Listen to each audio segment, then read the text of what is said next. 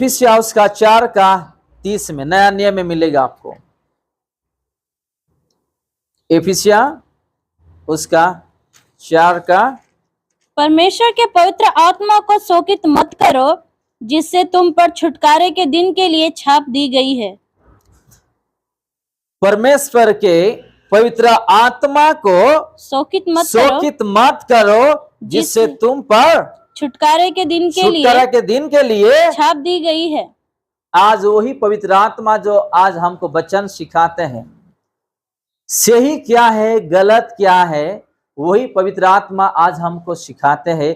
उसी पवित्र आत्मा को क्या करते हैं, हम एक कोने में रख दे रहे। हम एक कोने में हमारा हृदय में, अपने जीवन में, अपने परिवार में, घर में पवित्र आत्मा को, यीशु मसीह को स्थान नहीं देते। जो पवित्र आत्मा हमारे लिए स्पेशल हमारा साथ वो रहता है, प्रभु यीशु मसीह स्वर्ग से भेजा है हमको वो अच्छा और बुराई को वो सिखाए।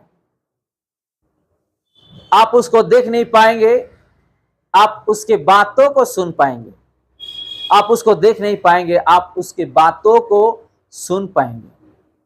आप सोच लो, इससे पहले आपके जीवन में जो अनुभव था, यानी कि किसी को हम डांट दिए, एग्जाम्पल दे रहा हूं, किसी को डांट दिए, थोड़ी देर के बाद अरे मैं क्यों उसको डांटा, मैं अच्छा नहीं किया, मैं उसका दिल दुखाया, मेरे से गलती हो गया, मैं ऐसा बोलना नहीं चाहिए था। ये कौन सिखाता है? ये पवित्र आत्मा।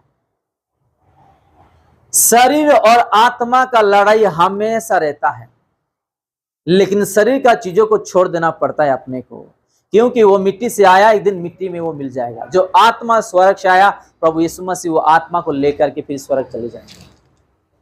तो यहाँ पे पवित्र आत्मा जो हमको दिए है, जो अच्छा और बुराई हमको सिखाते, उसी पवित्र आत्मा को हम कोने में बिठा दे रहे हैं, उसको इस्तेमाल नहीं कर रहे हैं, उसका सहारा हम नहीं बन रहे हैं, उसका एक यानी कि आशीर्वाद का कारण हम नहीं बन रहे हैं। इसलिए आज बहुत सारे लोग प्रार्थना नहीं कर पा रहे, वचन नहीं पढ़ पा रहे हैं, आज कले से नहीं आ पा रहे, अच्छा और बुराई के बारे में भी अच्छा से मालूम नहीं हो पा रहा, क्योंकि पवित्र आत्मा अपने जीवन में नहीं है। ये शरीर किसका है पता है? ये शरीर किसका है? प्रभु यीशु मसीह का मंदिर है। वो भी वचन में लिखा है। चलो पहला कोरिन्थियस उसका 3 16 और 17 हम पढ़ेंगे।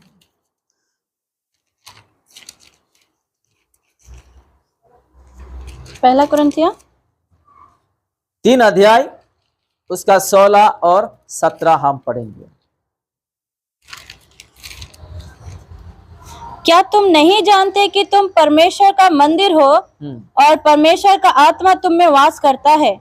यदि कोई परमेश्वर के मंदिर को नष्ट करेगा तो परमेश्वर उसे नष्ट करेगा, क्योंकि परमेश्वर का मंदिर पवित्र है और वो तुम हो। क्या लिखा है? इस शरीर ईश्वर का मंदिर है, यीशु मसीह का मंदिर है। उसका जीवन दे के हमको मोल लिया है, उसका जीवन दे के हमको खरीदा है। इस शरीर में कोई भी खिलवाड़ नहीं करना है।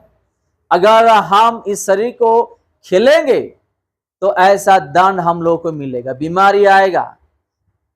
उस बीमारी से बचने के लिए यीशु मसीह को छोड़ के इस दुनिया में जितने भी डॉक्टर है हमारे इलाज नहीं कर पाएंगे। आज भी बहुत सारे लोग दारू पीते हैं, सिगरेट पीते हैं, तंबाकू, खैनी, अलग अलग चीज इस्तेमाल करते, इस शरीर को, पवित्र मंदिर को अपवित्रता करते हैं।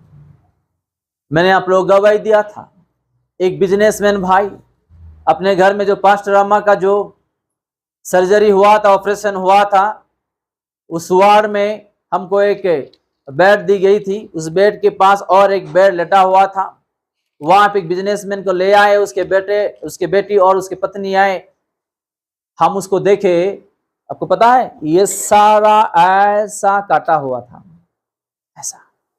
ये खोपड़ी को निकाल के यहां से सर्जरी हुआ था और ये सीने में भी ऐसा सर्जरी हुआ था, काटा हुआ था। उसके पास कपड़ा नहीं था, क्योंकि उसको सर्जरी किए थे, कपड़ा उसका शरीर में लगने से जो है उसको प्रॉब्लम होता है, इसलिए डॉक्टर ने क्या किए, उसका कपड़ा निकाल दिए थे। अगर आप उसको देखोगे ना, आप बेहोश होकर गिर जाओगे। आप, वो एक बहुत बड़ा करोड़ रुपए कमाने वाला एक बिजनेसमैन था, उसका जीवन में एक आदत था, क्या? गुटखा खाना। वो गुटखा खाने से धीरे धीरे धीरे धीरे धीरे अंदर से कैंसर जो है स्टार्ट हुआ, उसको पता भी नहीं चला। धीरे धीरे धीरे धीरे कैंसर हुआ, बढ़ गया। जब हॉस्पिटल में गए, जब पता चला कि बॉडी में पूरा कैंसर फैल गया है, और उसका सेवा करते करते थक गए। उसके बेटी और पत्नी हॉस्पिटल में लाके जब चेकअप किए तो अंदर से कैंसर फैल गया, और ये खोपड़ी को उसको काटे हैं, और ये सीना जो है काटे हैं। मैं ही बेहोश हो गया। देखिए, लोगों को आज डर नहीं है जीवन के लिए। ये इस अच्छा शरीर को जो है सोचते नहीं है। इस अच्छा शरीर को जो है कटवाते, खुद कटवाते हैं, खुद कटवाते हैं हॉस्पिटल में जाके। क्या फायदा? आप अच्छा चिकन मटन लाओ, खाओ पियो, अपना सेहत बनाओ, अपना शरीर को सेफ्टी रखो। आज लोग जो है इस चीजों के लिए ध्यान नहीं, इसलिए वचन में लिखा है, क्योंकि ये शरीर उसका है, हमारा नहीं है। अगर इस शरीर को हम इस्तेमाल करेंगे अलग तरीके से तो यही हाल होगा। तो वहां लिखा है इस शरीर जो है प्रभु का मंदिर है, उस मंदिर में वो रहते हैं, और अगर कोई भी उस मंदिर को नष्ट करेंगे, प्रभु यीशु मसीह भी उसका मंदिर को नष्ट करेंगे। अब जाओ हॉस्पिटल में, देखो बहुत सारे लोग कैसे कैसे बीमारी में आज वहां पे रो रहे, आज तक ठीक नहीं हो पा रहे। हम जानते हुए भी, जाके देखते हुए भी हमारे हृदय को थोड़ा सा भी डर नहीं है। डर नहीं, अरे कल का दिन में मैं भी ये हॉस्पिटल में जाऊंगा, मुझे भी ऐसा सर्जरी होगा, मुझे काटेंगे, खून निकलेगा, मैं जीऊंगा या मर जाऊंगा, मेरे बच्चे मेरे परिवार है, क्या होगा, ये नहीं सोचते हैं। ऐसा बीमारी ला के अपने परिवार को दुख में ढकल देते हैं, और उन लोग जो है आराम से लेट जाते हैं, परिवार जो उसका सेवा करते हैं। क्या जिंदगी है, क्या फायदा है? और उल्टा पैसे बर्बाद होता है, कर्जे होते हैं, और दुख से भरा हुआ जीवन अपने परिवार को धकेल देते हैं। चलिए हम यूहन्ना उसका 16 अध्याय 20 और 21 हम पढ़ेंगे। मैं तुमसे सच सच कहता हूं कि तुम रोगे और विलाप करोगे, परंतु संसार आनंद करेगा। सही है कि नहीं? आज भी बहुत सारे संसार में जीने वाले लोग आज ऐसे ही दारू, गुटखा, खैनी, व्यभिचार, ये सारे चीजों में आनंद से भरे हुए हैं। आज बहुत सारे लोग ऐसे ऐसे हैं कि दुख में भरे हुए हैं। और आगे हम पढ़ेंगे, परंतु तुम्हारा शोक आनंद में बदल जाएगा। परंतु तुम्हारा शोक कैसे बदल जाएंगे? आनंद में बदल जाएंगे।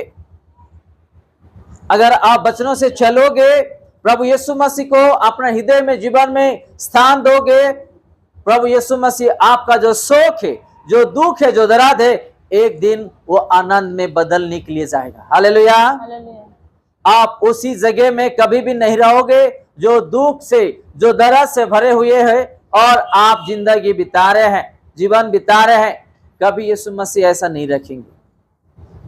अगर आप सच्चाई और ईमानदारी से चलोगे, आपको शैतान है ना गिराने के लिए कोशिश करता है। इंसान के द्वारा आपको ठोकर देंगे, आपको अलग अलग चीज कठिनाई सामना करना पड़ेगा थोड़ी दिन के लिए, क्योंकि आप सच्चाई और ईमानदारी से जी रहे हैं और चल रहे हैं। आप गलत रास्ते में जाओ, आपके लिए हमेशा के लिए द्वार खुला है।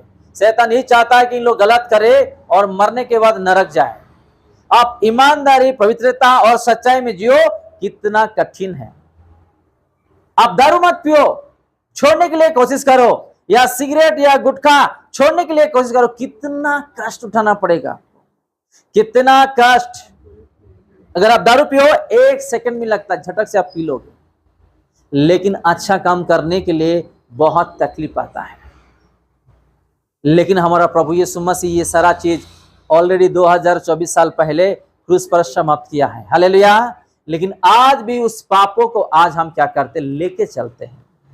उस पापों आदतों को नहीं छोड़ पा रहे, क्योंकि शैतान भी आपको वही ऐसा करवाना चाहता है कि आप मर के नरक जाएं, आप वहां पे मत जाओ। और यहाँ पे 21 में लिखा है, प्रसव के समय स्त्री को शोक तो होता है जी क्योंकि उसकी दुख की घड़ी आ पहुंची है, जी, परंतु जब वो बालक को जन्म दे चुकती है तो इस आनंद से कि संसार में एक मनुष्य उत्पन्न हुआ, उस संकट को फिर स्मरण नहीं करती। है कि नहीं? ये सच है कि नहीं? स्त्री लोगों के लिए जब वो गर्भवती में रहेगी, कितना दर्द, कितना दुख और कितना कष्ट से बच्चों को जन्म देते हैं। वो दुख और दर्द प्रभु यीशु मसीह को पता है, उस स्त्री को ही पता है, थोड़े पुरुष को नहीं पता इस चीजों के लिए। जब वो मानव जाति में, इस दुनिया में एक बेटे या बेटी बन के आ जाएंगे तो वो बहन जी देखते ही उसका दुख वो भूल जाती है। हालेलुया।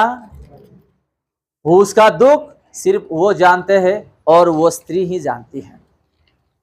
आज भी बहुत सारे लोग ऐसे दुख में जी रहे हैं लेकिन खुल के आगे नहीं आ पा रहे हैं, ऐसे जी रहे हैं दबाव में, ऐसे जी रहे हैं लोगों को देख के, ऐसा जी रहे हैं कि कुछ पता भी नहीं है, बुद्धि ज्ञान भी नहीं, ऐसा जी रहे लोग। क्या फायदा है? अरे प्रभु यीशु मसीह हमको कुछ करने के लिए चाहते हैं, हम उसी चीजों के लिए, उसी विषय के लिए ध्यान देना चाहिए। कब तक कितना साल हम दुख और दर्द से बांधे हुए रहेंगे और जीवन बिताएंगे? इसलिए नीचे लिखा है 22 में, उसी प्रकार तुम्हें भी अब तो शोक है जी परंतु मैं तुमसे फिर मिलूंगा जी और तुम्हारे मन आनंद से भर जाएंगे जी, और तुम्हारा आनंद कोई तुमसे छीन न लेगा। हालेलुया। हमारा आनंद कोई भी छीन के लेकर के नहीं जा सकते हैं। जब हम यीशु में रहेंगे, उसके वचनों में चलेंगे, प्रार्थना करेंगे, पापों को छोड़ेंगे, पवित्र होकर जीवन बिताएंगे और कलेश आएंगे, हमारा दिया हुआ बिजनेस, हमारा दिया हुआ आनंद, हमारा दिया हुआ शांति, हमारा दिया हुआ नौकरी, हमारा दिया हुआ रोजगार, इनकम, परिवार को कोई भी छीन कर लेकर के नहीं जा सकते हैं।